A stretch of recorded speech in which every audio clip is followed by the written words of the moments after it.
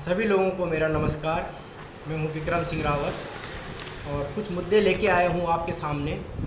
और क्या चल रहा है उत्तराखंड में, राजनीति किस प्रकार हो रही है, यहाँ बताने का मैं आपको पूरी कोशिश करूँगा। तो धीरे धीरे हम देखते हैं कि क्या हो सकता है उत्तराखंड में और किस प्रकार का माहौल है उत्तराखंड में। लोकसभा चुनाव हाल ही हो चुके हैं और इसमें देखते हैं क्या होगा, किसको मिलती है बढ़त और किसको कौन रह जाता है वंचित। तो इसी प्रकार मैं देख रहा हूँ कि काफ़ी घमासान छा रखा है। भाजपा कह रही है हम मोदी के नाम पर पाँचों की पाँचों सीट हमें मिलेगी। कांग्रेस कहती है कि 5 में से 5 सीट हमें मिलेगी। और मैं कहता हूं कि अगर आप लोगों को दोनों को 5-5 मिल जाती हैं तो निर्दलीय प्रत्याशी क्या कर रहे हैं, उन्होंने भी पूरा दमखम भरा है। आपको मैं बता दूं कि हरिद्वार सीट पर हमारे लोकप्रिय जो नेता हैं वहां पर उमेश कुमार जी निर्दलीय प्रत्याशी हैं और वो उन्होंने पूरा जो है दमखम लगा दिया है। और जिस प्रकार माहौल चल रहा है वो भी पीछे नहीं है जीतने में। तो वह त्रिकोणीय हो चुका है अब हरिद्वार सीट पर, जहाँ पे हमारे त्रिवेंद्र रावत जी भी लड़ रहे हैं बीजेपी से। हमारे कांग्रेस के हमारे वीरेंद्र रावत जी जो हरीश रावत के पुत्र हैं। और मेरे को ये समझ नहीं आता है कि यह पुत्र मोह कब तक चलेगा। जब तक पुत्र मोह चलेगा तब तक कुछ नहीं हो सकता। तो यह बड़ा दुर्भाग्य की बात है कि कांग्रेस ने वीरेंद्र रावत जी को टिकट देते हुए बहुत बड़ी गलती कर दी है उस सीट से। चलो इसको तो आगे ही पता चलेगा कि जीत किसकी होती है और किसकी नहीं होती है, मगर फिर भी पुत्र मोह अच्छा नहीं है, ये बड़े बड़े लोगों को ले डूबा है। तो कुछ कारण है कि कौन जीतता है कौन नहीं। और एक गाना बड़ा ही फेमस हुआ हमारे गढ़वाल क्षेत्र में, धारा को पानी वाली तो बिस्लेरी वाली में धारा को पानी वालू। ये गाना बिल्कुल सटीक बैठा और बहुत ही ज़बरदस्त इसका जो फ़ायदा हुआ इस गाने का, सैल्यूट है जो राइटर जिन्होंने ये लिखा है। और गायकी बहुत ही ज़बरदस्त है यह गीत। और इस गीत का जो फ़ायदा हुआ है वो हमारे जो बॉबी भाई हैं, बॉबी पवार युवा हैं, मात्र 26-27 साल की उनकी उम्र बताई जा रही है। और व्यक्तिगत मैं भी उन्हें इतना नहीं जानता हूँ, मगर काफ़ी कुछ सुना है उनके बारे में, काफ़ी वीडियो देखे हैं उनके बारे में। और जो उनमें बिल्कुल जो युवा है, बोलने का तरीका, जो लहजा उनका बहुत ही ज़बरदस्त है। और मुझे लगता है कि ज़रूर वो आगे बढ़कर और कहीं ना कहीं वो टक्कर में हैं बिल्कुल। और निर्दलीय प्रत्याशी होने के बावजूद उन्होंने कांग्रेस और बीजेपी के जो क्या बोले बिल्कुल दम कर रखा है। और शायद कहीं ऐसा ना हो कि ये गाना उनके सटीक बैठते हुए बॉबी पवार जो हमारे छोटे भाई हैं वो चुनाव न जीत जाएं। और यह इतिहास होगा कि एक महारानी को एक छोटे से बोलते अदना बालक ने उन्हें हराया। और यह बीजेपी के लिए भी बहुत बड़ा झटका हो सकता है, क्योंकि कहीं न कहीं उन्होंने जो सोचा था कि हम आसानी से सिर्फ मोदी जी के नाम पर ही, और जो हमारे केंद्रीय मिनिस्टर हैं योगी जी हो गए और हमारे कई नेता हैं भाजपा के, उनके पूरा जोर शोर लगाने के बाद, पूरा पैसा लगाने के बाद अगर वो हार जाते हैं तो यह बड़े दुख की बात होगी।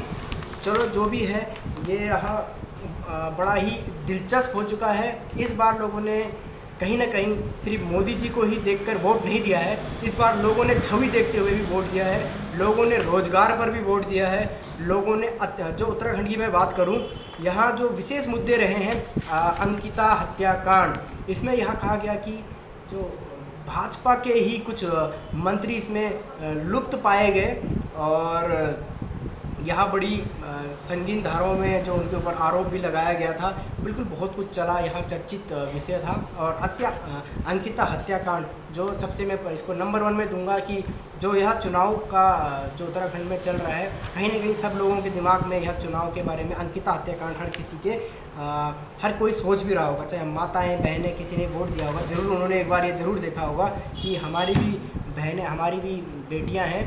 और उसके बाद जो दूसरा मुद्दा था सरकारी स्कूल, उत्तराखंड में आपको पता है कि सरकारी स्कूलों में बच्चे नहीं, सरकारी स्कूलों में टीचर नहीं, सरकारी स्कूलों में क्या बोलते हैं, लाइब्रेरी नहीं, सरकारी स्कूलों में प्ले ग्राउंड नहीं, तो सरकारी स्कूल बनाए किस लिए हैं? उसको कम से कम अंग्रेजी मीडियम के स्कूल बना देते ताकि पलायन कुछ हद तक रुक जाए।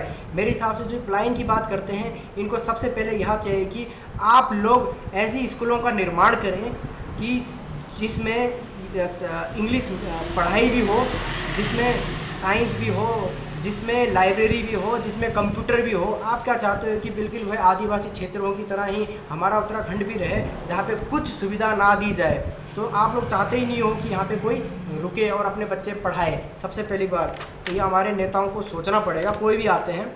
फिर उसके बाद सरकारी अस्पताल, जो तीसरा बहुत ही बड़ा हमारे यहाँ पे मुद्दा है कि सरकारी हॉस्पिटलों में ना वहाँ पे कर्मचारी हैं, ना वहाँ पे डॉक्टर्स हैं, नर्सें हैं, वहाँ पे कोई स्टाफ ही नहीं है। मशीनों की बात दूर दूर तक तो है ही नहीं, ना वहाँ पे आपकी एक्सरे मशीन होगी, ना वहाँ पे आपकी MRI मशीन मिलेगी, आपको वहाँ पे कुछ भी नहीं मिलेगा। तो क्या बताएं, ये भी बहुत बड़ा मुद्दा है। और लोग भाग भाग कर जोलीग्रांट अस्पताल में आते हैं, लोग भाग भाग कर इधर उधर दिल्ली में इलाज कराने जाते हैं, CMI देहरादून में आते हैं, अलग अलग अस्पतालों में इलाज होता है।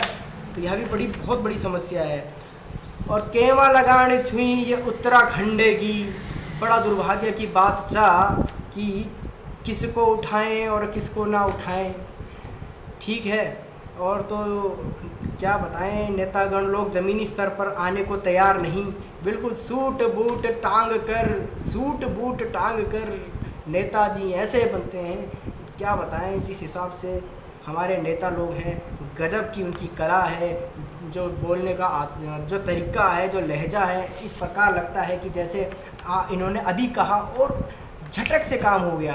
तो क्या बताएं, ज़बरदस्त उनकी जो छवि है इस प्रकार हो चुकी है, लोगों को विश्वास ही नहीं होता कि आप क्या बताएं। और जो चौथी जो मैं बता दूं कि जो चौथी है, भ्रष्ट लोगों को बीजेपी में शामिल करना छया। पहले हम कांग्रेस से बहुत परेशान छे और आप लाभ की केरी सर कांग्रेस वालों थे कि आप बीजेपी में शामिल हो चुके छीनी, तो ये लोग बहुत अच्छा छीन की बात। तो आप जब कांग्रेस लोगों ने ही बीजेपी चलाना, तो वैसे बड़े तो लोगों ते कांग्रेस ते ही वोट देने ज़्यादा चुछो हैं, तो दिक्कत या बीच। तो क्या बताएं अब, और केमा लगाने छुई या उत्तराखंड की हमारी पहाड़ की जवानी बल हमारा पहाड़ का काम नहीं आंदी। तो ये हमें सबसे बड़ गलती के कुचा ये मुद्दा छीनी जो 70-75 साल बटे की हर कोई मंग ऊँचा, मगर आज तक पूरी नहीं हुए, ये बता रहा है। और अब बला जो बल बीजेपी में शामिल नहीं होलू, वे में लग जालू बल ED इनकम टैक्स CBI जता छीनी सब लोग हुए थे कि भीतर केर दे अलावल। बहुत अच्छी बात यह भी। तो विपक्ष में सब चोर हैं और अपने यहाँ सब क्या बताएं, सारे देवता अपने ही इधर हैं और विपक्ष में सारे ही चोर हैं। कम से कम ED CBI का छापा हमारे मंत्रीगणों पे भी लगाइए, हमारे CM पे भी लगाइए, हमारे जो हमारे बहुत प्रकार के मंत्री यहाँ पे एजुकेशन मिनिस्टर्स हैं, हमारे यहाँ पे जल संस्थान के हैं मिनिस्टर, हर जगह अलग अलग विभाग हैं, बहुत सारे विभाग हैं। कृपया करके थोड़ा नज़र इधर भी दौड़ाइए, क्योंकि आप ये देख लीजिए कि क्या हर किसी को हर किसी के यहाँ जल आसानी से प्राप्त होता है? क्या शुद्ध जल मिलता है? नहीं। क्या अग्नि जो विभाग है हमारा, जो इनके मंत्रीगण हैं, क्या ये जंगल की आग आज तक रोक पाए? हमारा हजारों करोड़ों का नुकसान जो हमारे जंगल हैं, जिससे हवा लेती है, ना केवल उत्तराखंड हवा लेता है, सिर्फ पूरा देश में हमारे उत्तराखंड की वजह से सारा देश हवा ले रहा है, जो हमारे पेड़ पौधे हैं। और हमारी सरकारें हमारे पेड़ पौधों को भी बचाने में सक्षम नहीं है। तो इसकी गलती किसकी? क्या यह आग भी कांग्रेस ने लगाई है? यह आग किसने लगाई है? कहाँ हैं ड्यूटी पर लोग? तो यह भी बड़ा मुद्दा है। क्यों आप इतने रोज़गार नहीं देते? क्यों आप अगर जो नज़दीकी गांव में रहने वाले 10-10 हज़ार रुपये उन्हें भी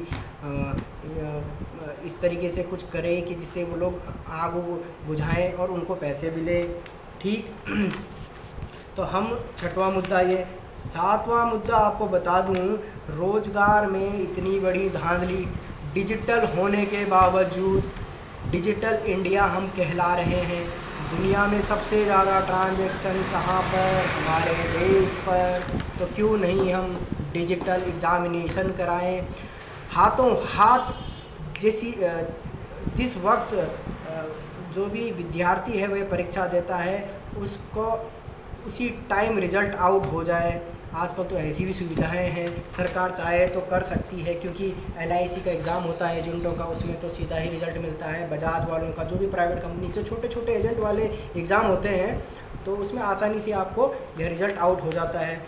उसी प्रकार मैं यहाँ कहना चाहता हूँ कि कई और भी एग्ज़ाम हैं। बैंक के एग्ज़ाम हो गए, बहुत ही अच्छे तरीके से होते हैं और तरीके से होते हैं और बहुत स्पष्ट रिजल्ट निकलता है। किसी ने आज तक कभी बोला है कि SBI बैंक वालों ने धांधली करा दी है, बैंक ऑफ बड़ौदा वालों ने धांधली करा दी है, आपको नहीं सुनने को मिलेगा। तो क्यों नहीं हम ऐसा कार्य करते हैं जिससे कि हमारी छवि खराब ना हो। मगर हम चाहते हैं रोज़गार में धांधली बनी रहे, क्योंकि इसमें क्या है, सभी लोग जुड़े हैं, बहुत बड़ा गिरोह है, यह भी करप्शन की श्रेणी में है। मगर क्या करें, हम लोग चाहते नहीं, लोग अंधे बनकर सारे बोलते हैं ना, सिर्फ दर्शक बने हुए। और कुछ क्या कहूँ, आप मुर्दों को कितना जगाया जाए, कभी आप सुन ही नहीं सकते हो। चलो छोड़ो। और आपको मैं बता दूं, कभी बोला देहरादून में लिच्चियाँ हुआ करती थी, कोई बोलता है देहरादून में कभी यहाँ पर बासमती चावल हुआ करते थे, कोई बोलते हैं देहरादून कभी हरा भरा था। कई लोग कहते हैं कि देहरादून में 65% जंगल है। मुझे नहीं लगता है कि ऐसा कुछ है, क्योंकि देहरादून में देखने से मुझे सिर्फ बिल्डिंग ही बिल्डिंग दिखती हैं, हरा भरा कुछ नहीं दिखता है। तो यहाँ बड़ी समस्या है कि हम क्या बनाना चाहते हैं और क्या करना चाहते हैं, यह बहुत बड़े मुद्दे हैं। बुजुर्ग ज़्यादा हैं भाजपा में, नौजवान कम हैं, यहाँ भी सुनने को मिल रहा है। जब 60% आबादी हमारी युवा है, 35 साल से छोटी है, तो क्यों नहीं हमारे यहाँ युवा नेता है?